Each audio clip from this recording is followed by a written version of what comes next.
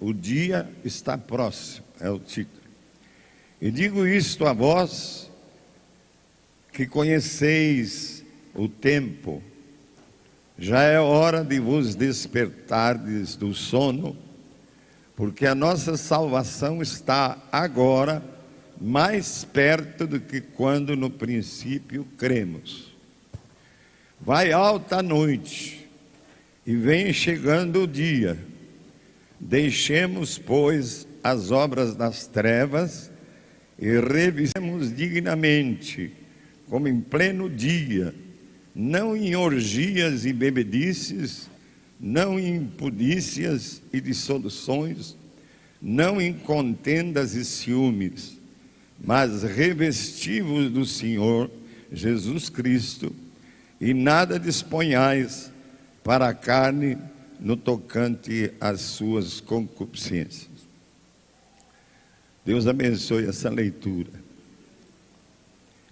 O tema da mensagem hoje é: vem chegando o dia de nossa salvação.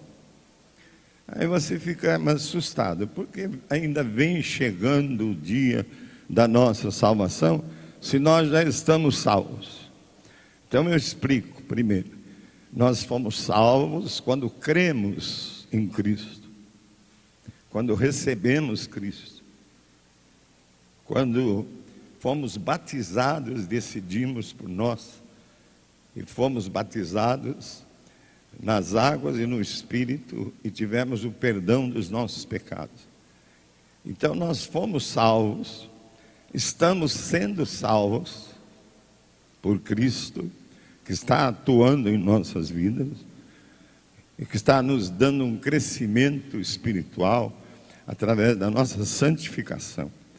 Agora, então, por que o título, vem chegando o dia da nossa salvação?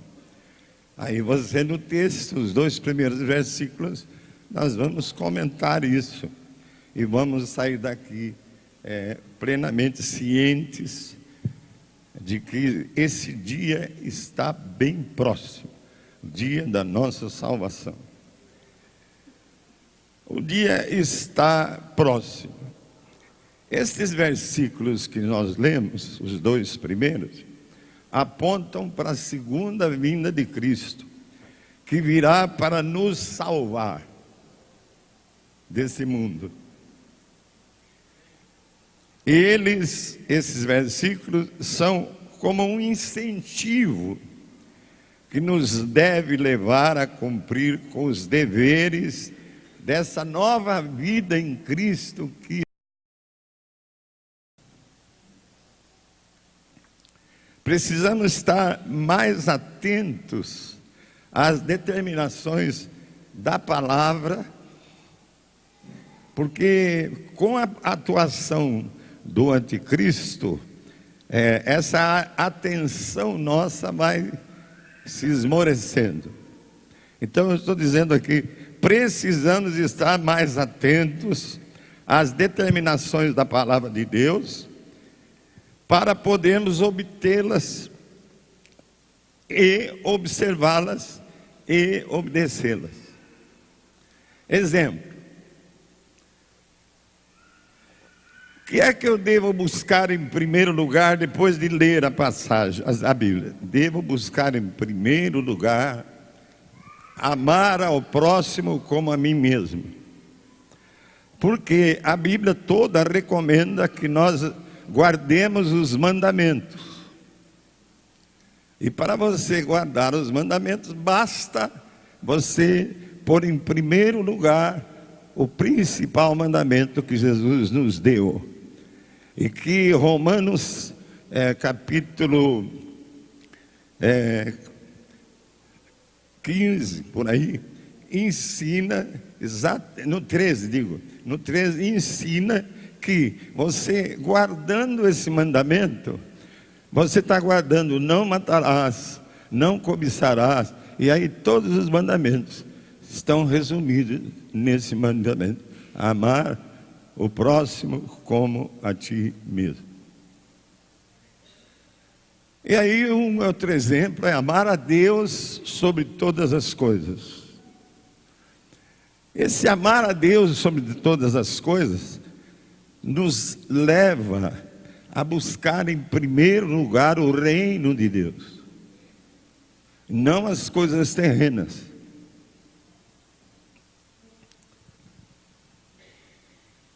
Coloquemos então em prática os mandamentos e as virtudes exigidas pela palavra, para que de jeito nenhum venhamos perder a nossa salvação. Porque agora a nossa salvação está mais perto do que quando nós cremos no início.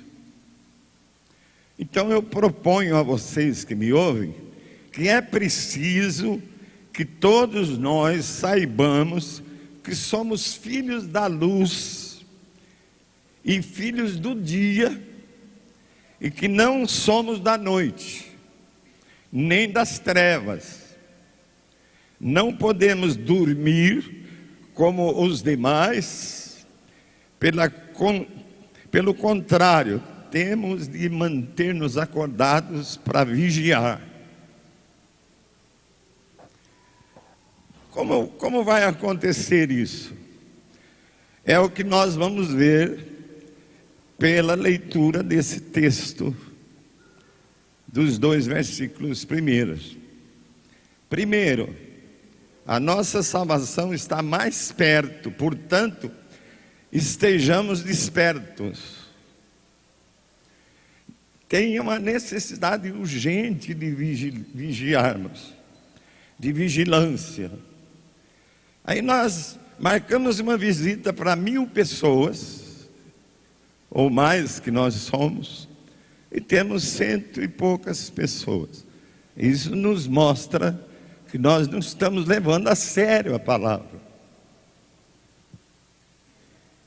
A palavra com que Paulo está falando procura passar a nós essa importante recomendação de que estejamos vigilantes, acordados, pelo momento que estamos vivendo, pelo tempo que estamos vivendo.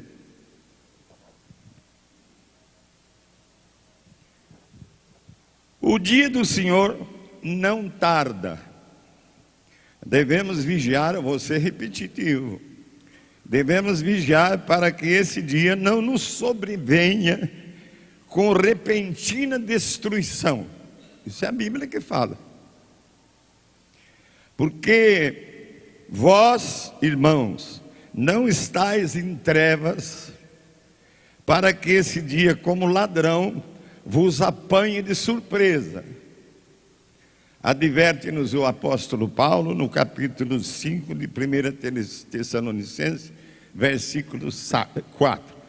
Ele nos adverte assim: porque vós, irmãos, não estáis em trevas, para que esse dia, como ladrão, vos apanhe de surpresa. O fato é que vem chegando o dia da nossa salvação, na segunda vinda de Cristo. Nós já fomos salvos, estamos sendo salvos e vamos ser salvos no dia da vinda de Cristo.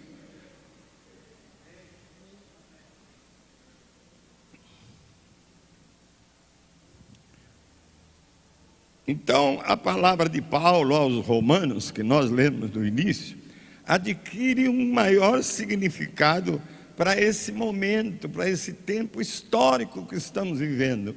Estamos vivendo o último dia, a palavra fala. E se você for no livro de Daniel, estamos vivendo aquele último ano daquele grupo, daquele último dia das 70 semanas que ele fala. Vou deixar para lá isso. Devemos vigiar para que esse dia não nos pegue de surpresa. Então a palavra de Paulo, hoje eu vou repeti-la. Chegou a hora de vocês despertarem do sono. Não sou eu que estou dizendo, é Paulo, o apóstolo. Porque esse momento que estamos vivendo, nós conhecemos, e ele fala que eu digo isso porque vocês conhecem o tempo que estão vivendo.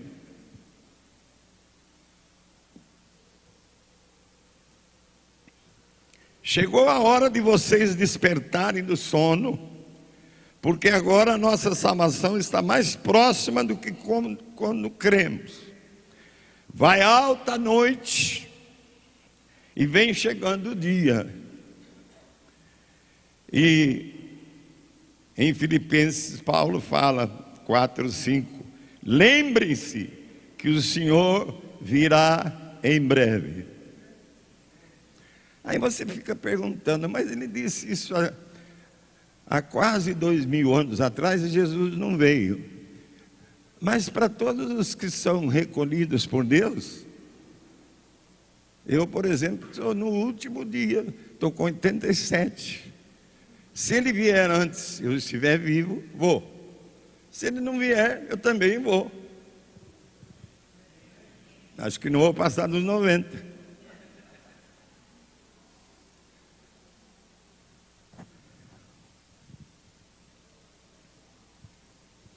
Lembrem-se, Paulo está dizendo, e eu estou me lembrando, Paulo, que Jesus vem em breve. Cada dia que passa, irmãos, chegamos mais perto da segunda vinda de Cristo e torna-se mais urgente vivermos a verdadeira vida cristã para não perdermos a nossa salvação.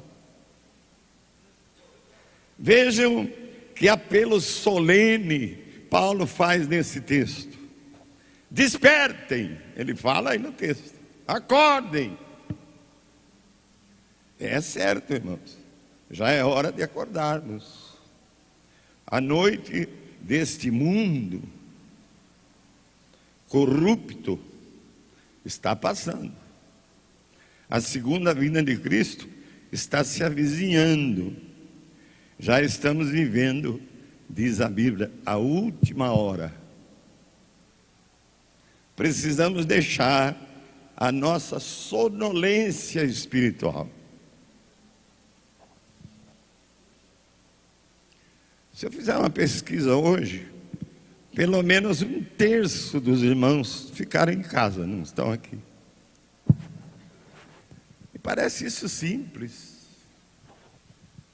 Mas não é nada simples.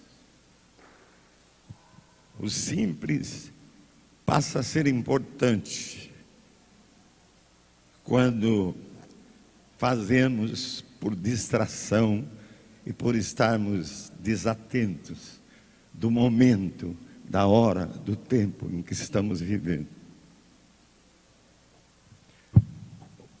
Os despreparados, os cristãos despreparados, os que dormem, os que não conhecem a Deus aí no mundo, nem conhecem a sua palavra, terão um grande desespero, a Bíblia fala.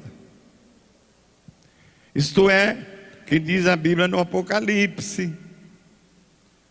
Eu passei tempo sem dar a vocês o Apocalipse, agora estou dando, porque é o último livro e nós estamos vivendo a última hora. E o que diz o Apocalipse?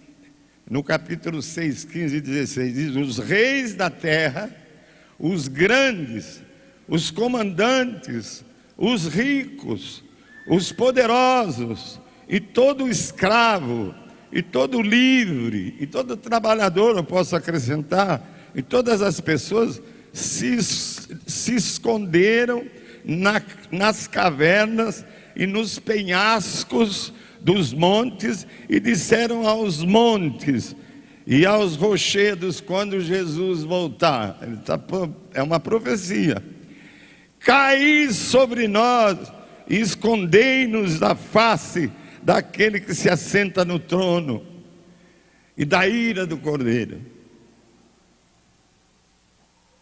Não vai ser fácil para os distraídos. Segundo, irmãos, sinais e prodígios da mentira. No Mateus 24, 24, diz o seguinte: Jesus falou: aos seus discípulos: porque surgirão falsos cristos e falsos profetas, operando grandes prodígios, sinais, para enganar, se possível, os próprios escolhidos. Operam sinais e prodígios os profetas enviados por Deus? Lógico que sim. Os milagres sempre fizeram parte da manifestação do Espírito Santo em toda a história da igreja. O profeta verdadeiro realiza milagres, mas presta atenção, o falso também realiza. Liga a televisão e você vai ver. Isso é um milagre. Tem um que passa, tira o suor num lenço, distribui por R$1.000 e a pessoa usa o lenço e é curada. Acontece milagre. Liga a televisão. Estamos vivendo essa época. É impressionante.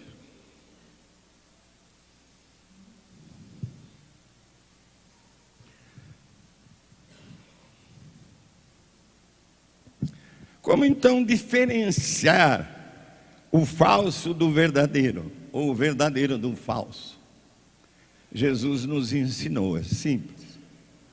Você liga a televisão, vê, e aí você aplica o que Jesus nos ensinou. Assim, pelos seus frutos, os conhecereis. Jesus fala isso no Mateus 7,20. A marca do falso profeta é o interesse egoísta, o interesse pessoal, para se promover, para a sua igreja crescer, não as outras. Ele se torna apóstolo. Que apóstolo é esse que não se dá com outro apóstolo da outra igreja? Parece que os apóstolos de Cristo, 12, estavam plenamente em unidade. Quando eles receberam o Espírito Santo, ali em Jerusalém, os 120 com mais os presentes, levantou-se o apóstolo Pedro para falar, explicar o que estava acontecendo, e a Bíblia diz que com ele se levantaram os outros 11. Aí você liga a televisão, e alguém pede para o diabo descer, o diabo desce e pergunta: aonde você está operando agora? Ele diz: eu estou operando na igreja do apóstolo tal. Quer dizer, o de lá está dizendo que está operando aqui, e o daqui está dizendo que está operando lá. Cuidado, esteja atento, esteja atento. Isso é prenúncio do final.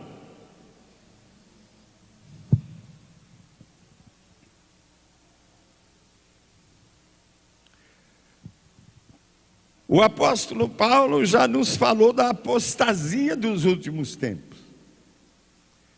Ora, o Espírito afirma expressamente que nos últimos tempos alguns apostatarão da fé.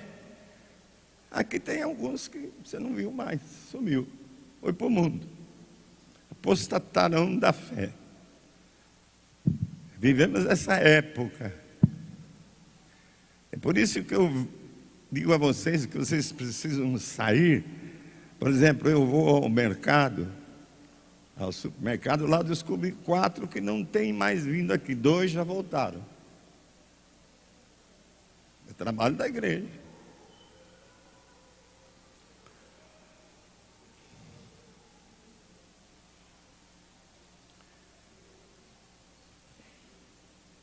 Ora, o Espírito, isso é Paulo que está falando, o Espírito afirma expressamente que nos últimos tempos alguns apostatarão da fé, por obedecerem a espíritos enganadores e ensinos de demônios,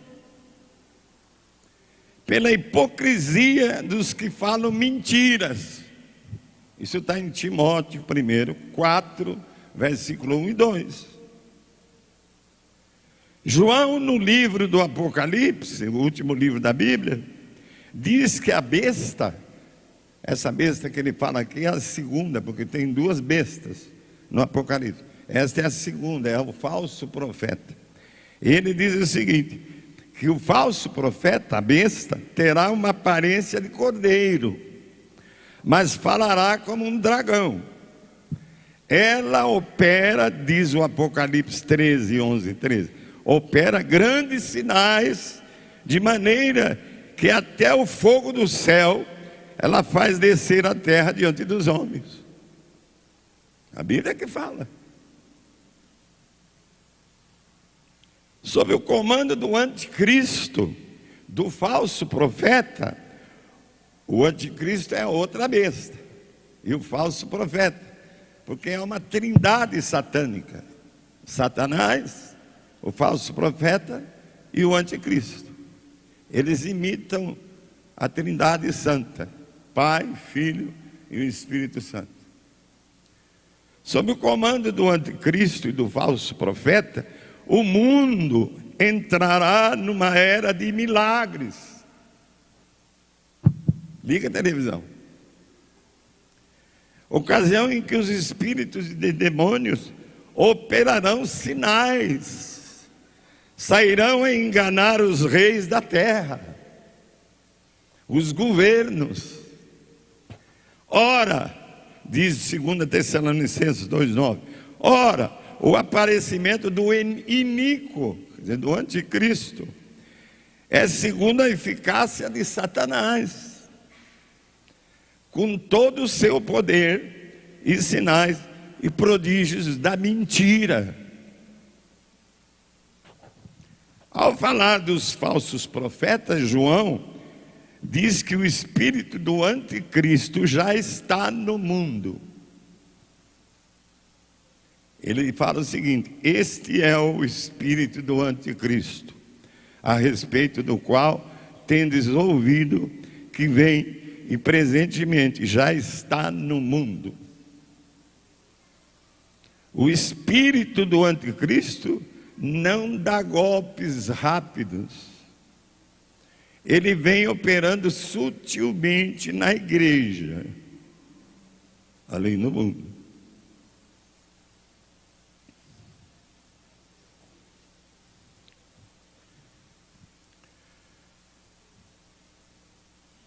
Ora,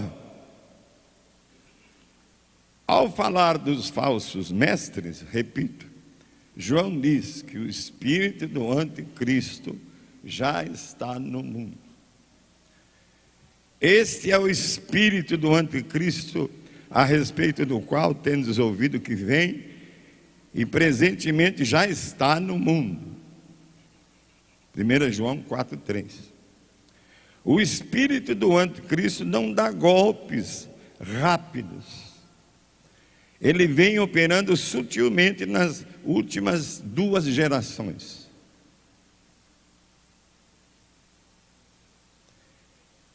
Você tira 2 gerações e vê se a igreja da época tinha alguém que faltava ao culto. Não. Tinha alguém que chegava atrasado. Não. Isso é tudo das 2 últimas gerações. E está aumentando. Porque o espírito do anticristo de João já está operando.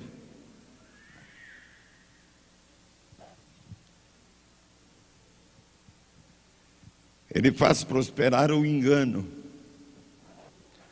As pessoas, irmãos, entram na dele,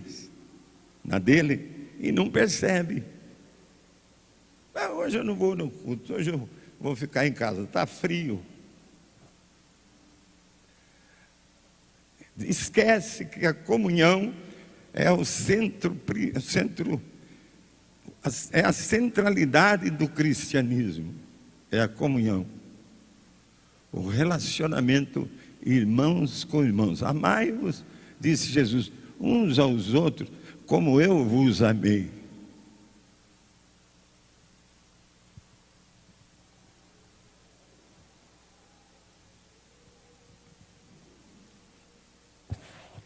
Terceiro, a igreja é a única capaz de oferecer socorro espiritual às pessoas.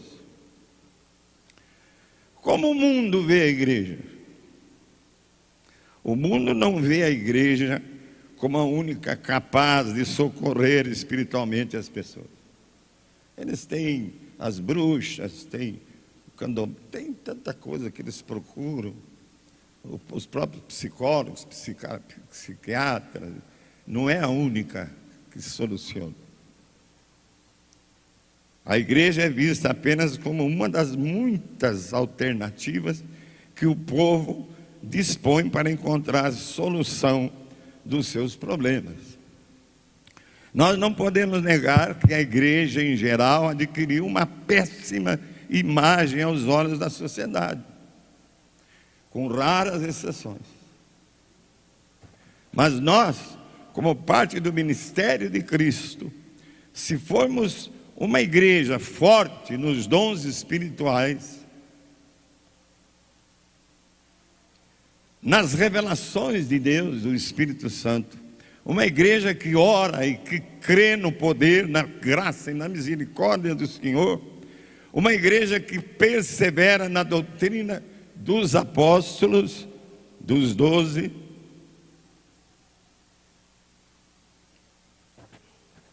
na comunhão, no partir do pão e nas orações, aí sim, irmão, podemos afirmar com toda certeza, esta igreja é de fato a única capaz de oferecer socorro espiritual às pessoas. Nós somos uma comunidade de discípulos que tem procurado ser uma congregação com bom testemunho na cidade e na região.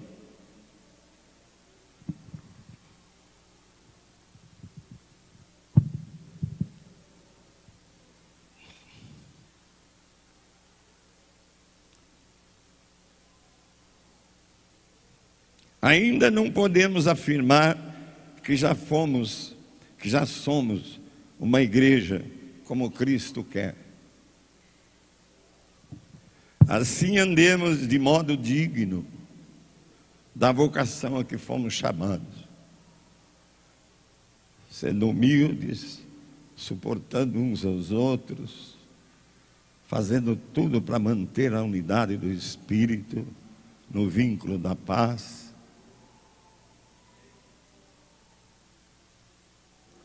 Sabendo que só há um Deus, um só Senhor, uma só fé, um só batismo, um só Deus que é Pai de todos.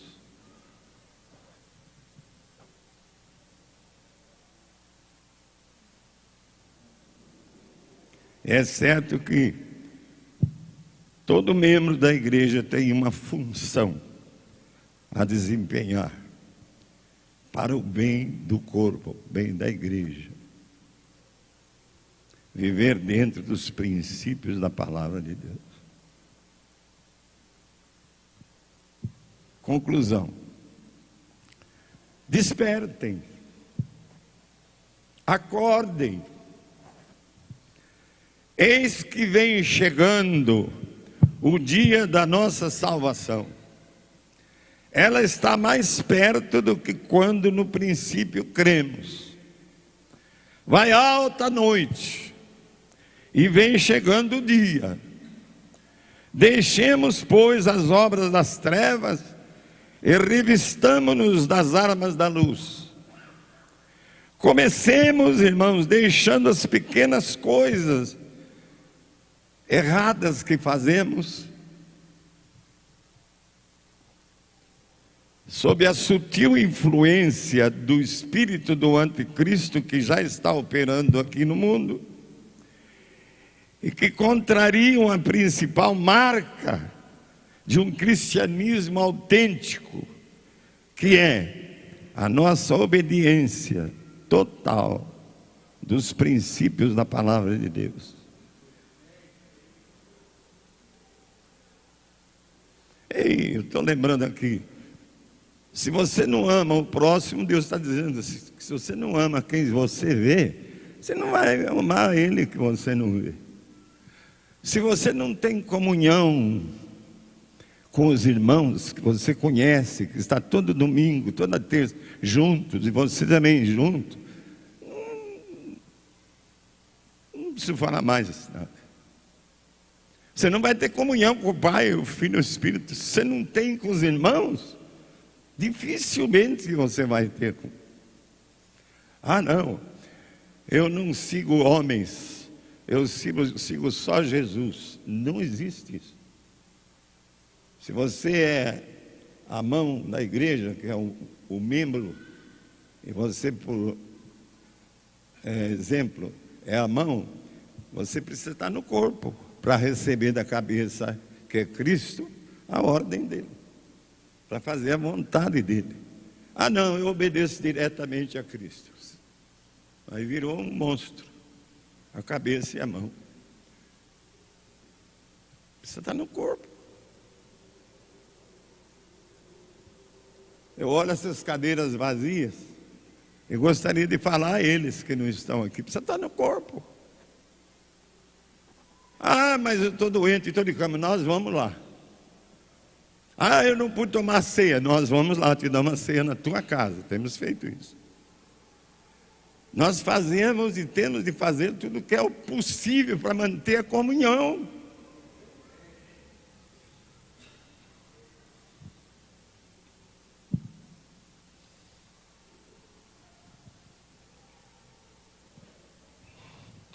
E a palavra diz: a ninguém fiqueis devendo coisa alguma.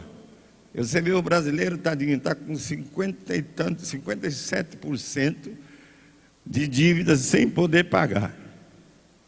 A ninguém fiqueis devendo coisa alguma, exceto o amor com que vos ameis uns aos outros. Se você está devendo isso, paga. Se você está devendo relacionamento, amor a um irmão, paga. Começa hoje aqui. Procura o teu irmão, abraça, olha nos olhos dele, acolha, perdoa, peça perdão.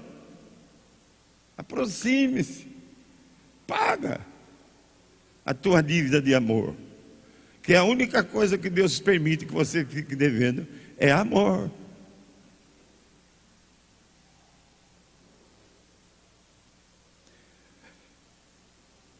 Pois quem ama o próximo, isso não sou eu que estou falando, é a palavra. Quem ama o próximo tem cumprido a lei. Capítulo 13, versículo 8 de Romanos. Leia isso em casa. Depois você lê o 9. O 9 vai esclarecer, dando exemplo de que esse é o principal mandamento da palavra. Tem irmão aqui, e uma delas me procurou, que há muito tempo que eu não abraçava, e eu pensei aqui, quando eu falei nisso, eu vou abraçar aquela irmã, que faz tempo que eu não... Quando eu estava saindo, ela falou: eu preciso te dar um grande abraço, Abílio, porque faz tempo que eu não te abraço. Quer dizer, o que Deus tocou em mim, tocou nela. Não espere que o outro venha, tome a iniciativa. Deixa o almoço para um pouquinho mais tarde. Vai até ficar melhor, você vai ficar com um pouquinho mais de necessidade. E procura o irmão, abraça o irmão hoje. O nosso irmão aqui, Meca, recebeu uma visita hoje. É importante para ele, ele trouxe a visita para me apresentar. Que coisa. Prazer. Ele morou 30, 40 anos nos Estados Unidos, voltou para o Brasil, está aqui, está junto, está passando o amor dele para esse visitante importante para ele e para nós. Amor, irmãos. Eu queria que você repetisse: amor, amor. Não é esse amor filéu, esse amor é erótico, não. É amor ágape, amor puro, o amor de Deus que está em nós. É que Meca está passando para o visitante.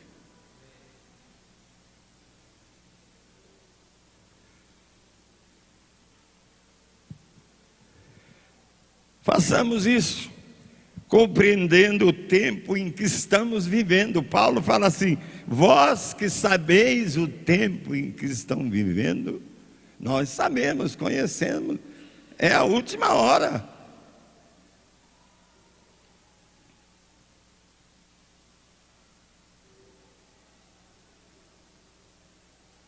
Chegou a hora de despertarmos do sono, porque agora a nossa salvação está mais próxima do que quando cremos.